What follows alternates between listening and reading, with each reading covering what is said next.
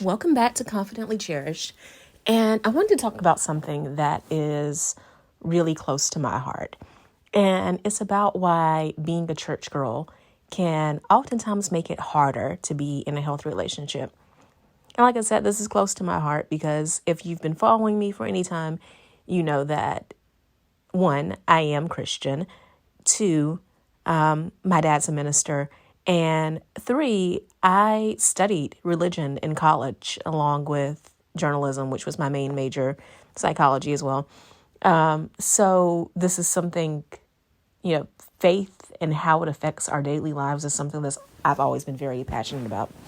But I also want to say that before we get into this is not just a Christian episode.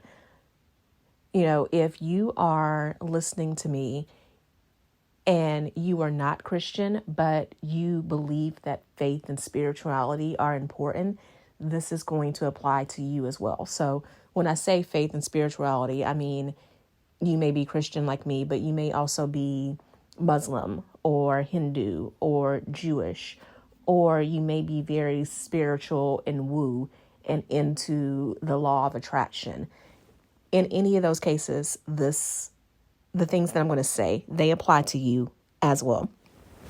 So this is not an opportunity to, I have friends who are atheists and agnostic, and this is not one of those episodes where you can make fun of Christians because look at how far it's gotten you.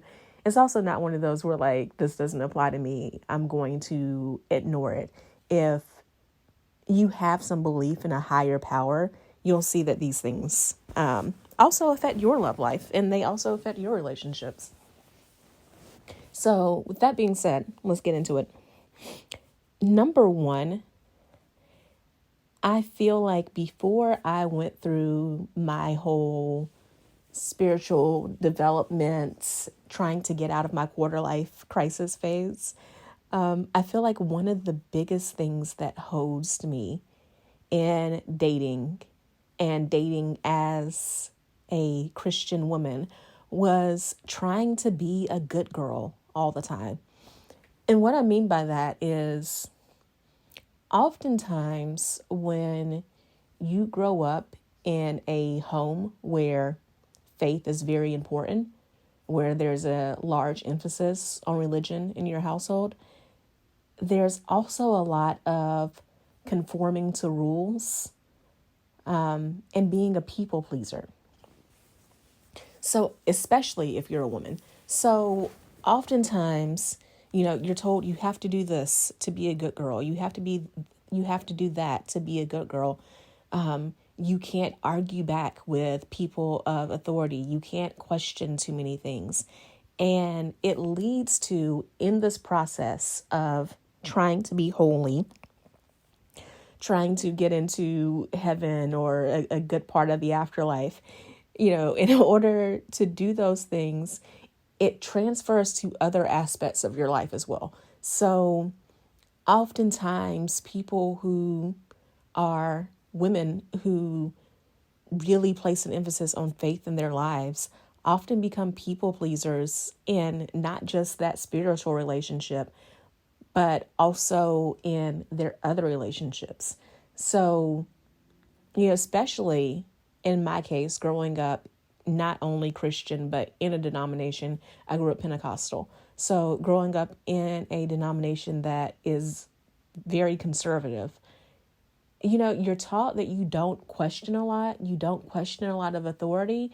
And subconsciously, you're kind of also taught that as a woman, you don't question men too often. So I got into relationships and I was dating, and a lot of times I put up with behavior that I really should not have put up with because I didn't want to rock the boat. I felt that if I brought it up, I felt that if I questioned it, if I made a big deal, then I was doing too much. I was being mean, or I was going to hurt someone's feelings, and that I was going to be a terrible person if I dared to hurt someone else's feelings. So of course that meant that I ended up hurting myself instead by not speaking my needs and my boundaries. We have to learn that, yes, it is important for us to be kind to others. It is important for us to learn to compromise. It is important for us to not start stuff for no reason, to not be combative. At the same time, you can do those things and still have boundaries. You can have boundaries and still be a good person. You can speak up for yourself and defend yourself and still be a good person. In fact, boundaries are not about punishing other people. A boundary is a circumstance, a metric, a need that you express to someone else so that you can have a better relationship with them, not a worse one, not so that you can disappoint them or make them mad. An example of that is I do not get along very well with certain members on my father's side of the family. I have gone no contact with them for, I have relatives that I haven't talked to in 15, 20 years. And, a boundary that I have in my relationship with my father is there are certain people, certain situations that happen in my childhood that we do not discuss. And this is not being mean to him by telling him that I can't or that I won't talk to him about those things. It is in order for us to have a great relationship, in order for us to have healthy, productive conversations, in order for us to enjoy our time with each other, we don't talk about those things. And because we don't talk about those things, we are able to enjoy each other's company and have a better father-daughter relationship. That's not being mean, and that's not preventing him from talking about those things with other people, It's not preventing him from being able to be vulnerable and express those situations. He just can't do them with me. So we have to get over this whole idea of the only way to be a good girl, quote unquote, is to be a people pleaser and to put other people's needs in front of our own. The best thing that we can do is love ourselves and prioritize ourselves. When we do that, it is not a matter of being selfish. The more we take care of ourselves, the healthier we are, the more love that we have to give to others out of that abundance, out of that overflow. So when we are constantly putting ourselves down, when we are putting other people first, when we are allowing other people to dismiss our needs, to trample our needs in order to make themselves feel better, all we do is deplete ourselves to the point where we can't be great lovers, mothers, daughters, sisters, all of that. So we have to understand that being good does not mean setting ourselves on fire in order to keep other people warm.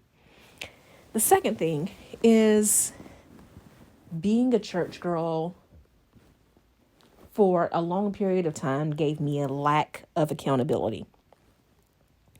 And what I mean by that is when I was younger, I was taught so often, oh, don't worry about finding the right man. Don't worry about getting married and everything. Just wait on the Lord and he'll bring you the right man when the perfect time comes, right? And because of that, I did that for a long time. I just sat and wait. And that was all I did. And one day I woke up and I realized how absolutely ridiculous that was. Yes, we are supposed to trust in the timing of our higher power. Again, like I said, this episode doesn't just apply to Christian women. It applies to women who have any kind of faith. So if you believe in a higher power, then yes, you are supposed to trust and believe that things happen in their right time. At the same time, you are also expected to do some work yourself. If you truly trust that something is coming to you, if you truly trust that you deserve a certain blessing, then you'll do the work to prepare for it. And here's what I mean by that. So when it came to dating and relationships, for me, when I started my own journey of after being in some trash relationships, wanting to find healthy love, I realized that I had to do some of the work myself as well. So I can't say that I want to be in a healthy relationship and that I want to find a man that I want to date, that I want to find someone that I could marry, and I never leave my house. Like, where's this man supposed to find me? Is he supposed to break into my house? You know? So, yes, you trust that the right person is coming for you. At the same time, you have to be found, which means you have to put yourself out there, go out in public and, go meet different people, go explore your city, see who you can connect with, who you can network with, even meeting other female friends, because you never know. You might meet a woman that becomes a great friend to you, and it turns out she has a brother, or she has a cousin, or she has male coworkers or male friends that could be a good match to you. Never letting those opportunities go to waste either. It also means doing the inner work as well. So if I want to be with a good man, first of all, water seeks its own level.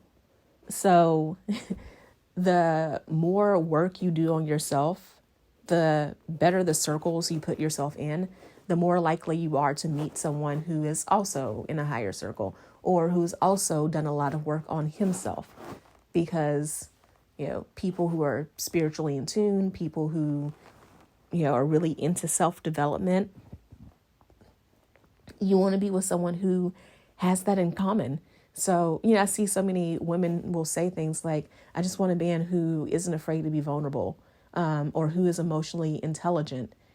And whenever I hear that, my first question is, are you those things? Like, are you willing to be open and vulnerable with a man? Have you done the work on yourself to improve your communication skills and your emotional intelligence? You want a man who's not afraid to seek therapy. Have you ever been to a therapist or seen a coach or seen a counselor, anything in that realm? Because if you won't do those things, why do you think you deserve to be in a relationship with someone who's going to do those things? So it is so important that while, yes, we trust that things happen in their right time and we trust that we're taken care of, that doesn't mean that it is absolving you from doing any work on yourself to be prepared for those blessings that are coming. This is no different than if somebody were to win the lottery. You see so often that people win the lottery and they are broke just as fast as they won. And it was because they weren't prepared for all of that money. They didn't do the right things to get themselves in place to be a wealthy person, to be a rich person, which would have been, I don't play the lottery. I've just never been big on anything that's gambling or anything. But if I were to go pull a ticket and I were to hit big, I won a couple of millions of dollars or something, the first thing I would do is hire the services of a lawyer and also an accountant and learn how to set up trust and stuff like that to make sure that this money that I have is stewarded in the right way so that hopefully it could last me the rest of my life, or at least last me several years, and that I wouldn't end up like a lot of lottery winners who oftentimes end up more broke before they get that big jackpot, or after they get that big jackpot, than they were before they had it. It's no different than wanting to, I guess, win the love lottery, right? To find that person who is your soulmate and who is going to cherish you and love you. You have to be prepared to be loved. I work with so many women who've been in bad relationships, or bad romantic relationships, as I should say, or they've had unhealthy relationships with their family members, with friends, bad relationships with churches, I deal with a lot of women who have had church hurt. So they get into romantic relationships and they're just in general not used to being treated well. So because of this, when they do find a partner, when they do find a man who is ready and willing to treat them well, they don't trust it. So because they don't trust it, they don't treat him well. And oftentimes, eventually, he will give up, move on.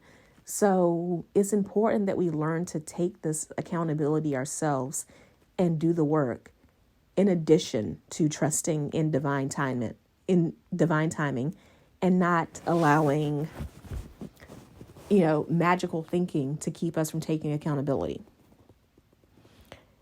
The third way in which being a church girl ruined my love life or made dating harder for me was limited options. So there was a period of time where, because I was so gung-ho on being a Christian, and when I say that, I say it as in I was really hung up on the religious aspect and not necessarily the relationship aspect, having a relationship with God. I was more into making sure I was following all the rules and doing all the right things.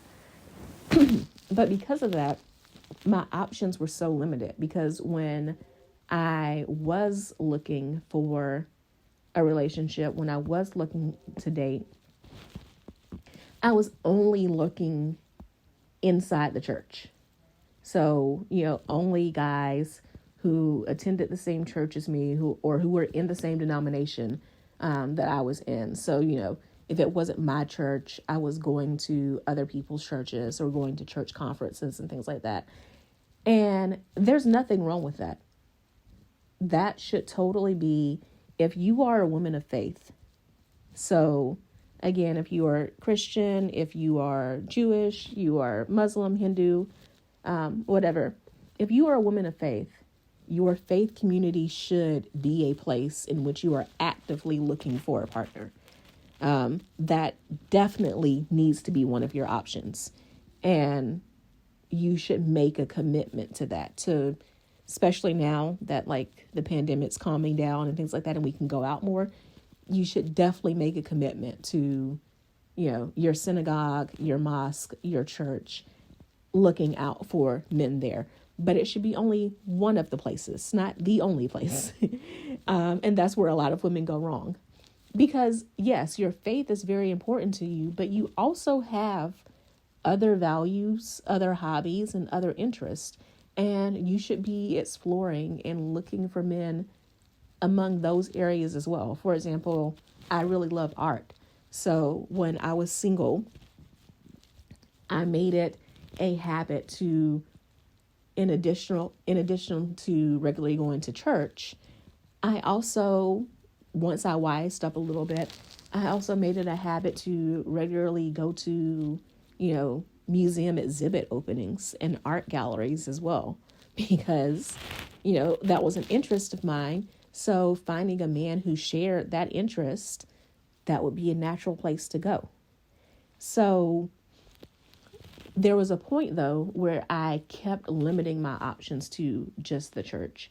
And it also didn't serve me, because it limited the type of men that I was looking for, too. Like, there was a point where I expected the man that I was going to marry was going to be the type that he was at church every time the doors open until the doors closed, and that he was going to be very, very quote unquote holy, that he was going to be the type that, I would discover him somewhere praying really loudly, or among a group of friends, like, expounding upon a certain Bible verse, and that's how I would discover him and know that he was the right man for me. And that was incredibly frustrating, because, I ran into situations. I remember being in high school and looking at the boys at the time who were my age in church and thinking, oh my goodness, I'm doomed because these guys are all just like playing around, and none of them are holy enough or anything. And are any of them going to grow up? Are any of them going to be in a position where when we're in our 20s, they'll be grown up and mature enough for me to marry one of them? Because right now it doesn't look like that's going to be the case. And spoiler alert, some of them still aren't. Some of them are, in their 30s now and still haven't matured very much from when we were 14 or 15. And some of them are. Some of them are doing great. They're married now. They have kids of their own. They're great family men. But what ended up happening in my life, so, on the other side of this, as a woman who's now married, I can tell you what ended up happening is all of this searching for a man within my own denomination, limiting my options to thinking that it was going to happen in church, that it was going to happen at like a revival or something, that I would look across the room and God would like highlight a praying man and show me like that's the one. My husband grew up Catholic, so we did not grow up exactly with the same. We grew up both Christian, but we did not grow up with the same exact faith base. Those of you who are not Christian may not understand this, but someone who's Catholic and someone who's Pentecostal, there's a whole lot of difference. There's just a long list of differences in how we saw faith growing up.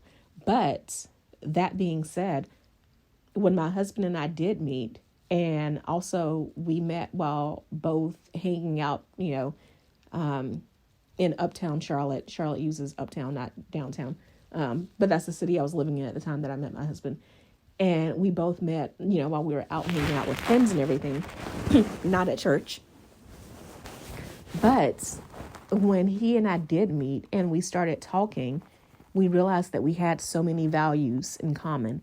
We realized that we both shared the same vision for a lot of what it was that we wanted and what marriage meant to us, what kids meant to us, how we wanted to have a family, how we wanted to raise that family. We also had in common that although we both grew up with certain faiths, we had issues with the faiths in which we grew up, which was how, nowadays we attend a non-denominational church. So I was able to find someone who shared my values, which is incredibly important to me, to be with someone who we have shared values with, especially because I do want to have at least a child, if not children. And, it's important to me that the partner that I raised that child with, that we're on the same page, right? So I was able to find that when I expanded my options and when I let go of how it was supposed to look or how it's supposed to come about.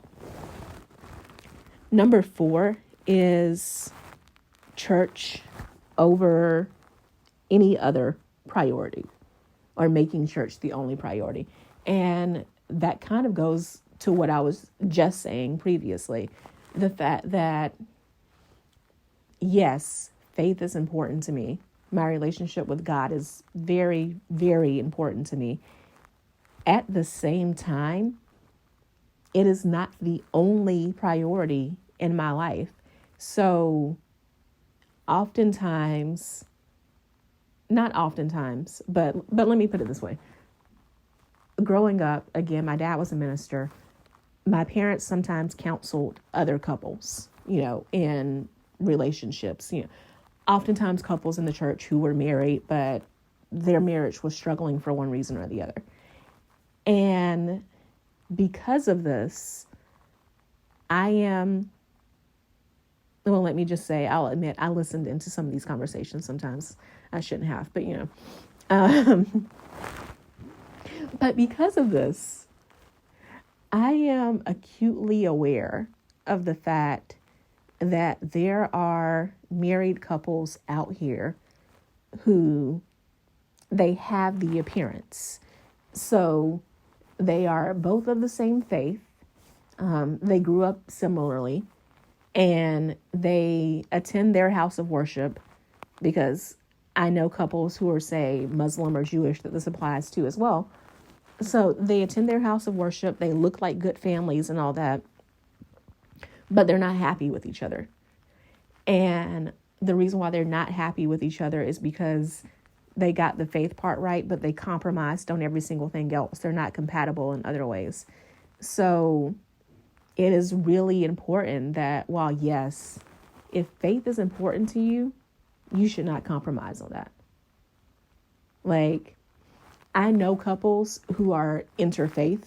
One person is Muslim, the other person is Hindu, or one person's Christian, the other person is atheist or agnostic.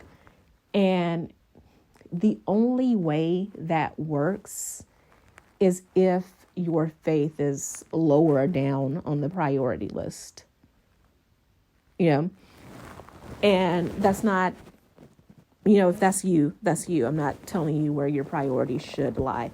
But for me, my faith is a very high priority. So I needed that to be a high priority in my relationship. At the same time, I also acknowledge that there are other priorities in my life too. Family is very important to me. It's one of the reasons why I plan on becoming a mother. I have other priorities and other values as well. When education is one, things like that. So when I was dating, when I was looking for the right partner, while yes, I had to take faith into consideration, I had to take other things into consideration too. And when you don't do that, when you put all of your emphasis on just one value in your life, no matter what that value is, you are setting yourself up to get hosed. Because you have to, when you marry someone, presumably you're going to be living with them for decades. And if they don't understand the things that are important to you, if they can't relate with you on most of the things that are important to you, and they can only relate on just one, you're going to have a lot of disagreements and a lot of resentment that is going to be hard to overcome. And that gets me to my final reason why being a church girl could have ruined my relationship life, my chances of finding happy marriage. And that is sex. I'm trying to find a delicate way to put this. I have seen couples over the years who, now this one I'm actually going to say, because I said at the beginning of this episode, this applies no matter what your faith is.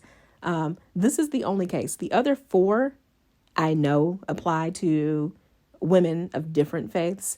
This is the only one where my own life experience has only applied to Christian couples. So I will say that. But what I'm going to say is I have personally known couples, Christian couples, who they got married. I'm not going to say that they wouldn't have never gotten married either way, but they definitely got married quickly, maybe rushed into it a little bit so that they could have sanctified sex. You know what I mean? They got married when they did because they didn't want to be virgins any longer. Or they weren't virgins, they were celibate and they didn't want to be celibate any longer. So they hurried up and got married so that they could have sex in a way in which people would approve of it.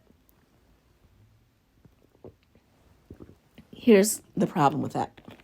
Excuse me while I drink some water. If sex is your main focus, being able to have it in a relationship, sex is great. It's awesome. Really is.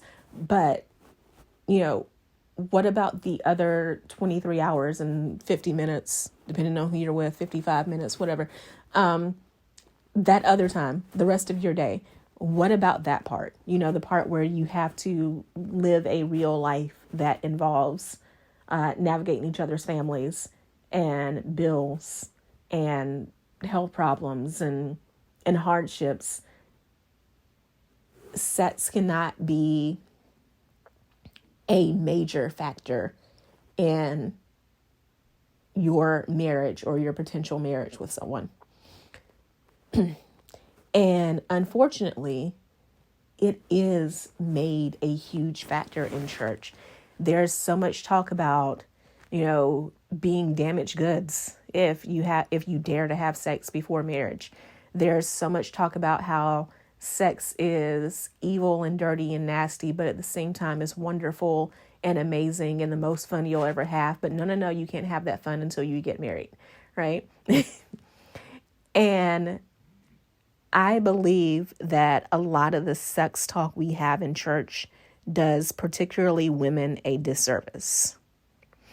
It puts so much emphasis on something and turns it into a physical act. When sex is done right, it's not just a physical act. It is an emotional and spiritual one as well. But it puts so much emphasis on the physical aspect that I think it clouds people's judgment. I think it leads to things like, men being on the down low and feeling like even though they don't necessarily have an attraction for women, forcing themselves to marry a woman and sleep with her just so that they can feel socially accepted. I feel like it teaches women to some extent that they are objects for pleasure. And if, God forbid, the sex isn't perfect as soon as you get married, then the woman is a failure who needs to work harder to make her man happy, and ignores all the different complicated things that come with sex, all the emotional aspects, like the fact that if you don't get married until you're in your 20s or 30s or 40s, whatever, that you spend all of this time being told that sex is dirty and that you need to cover your body. You need to make sure you do nothing that entices a man, that you make sure you're as modest as possible. But then the second that you get married, somehow a mental switch is supposed to just switch off. And all of a sudden you just know how to be sexy and all these sexual things that you're supposed to do for your husband, and that all the guilt that was instilled in you around this topic is going to just suddenly melt away. It makes no sense. So churches, and again, if you are not Christian, please, on this one, send me a message on Instagram or something and let me know, because I have a feeling that is other faiths too. Again, I study religion in college, so from what I know about other faiths, I feel like this is the case as well, but I don't have the personal experience. Like I've never had a friend of mine who is something other than Christian talk to me about this issue, so I don't know. But I believe churches and probably other houses of worship need to do a better job about giving people a more nuanced education on sex and how physical intimacy, how it factors into relationship.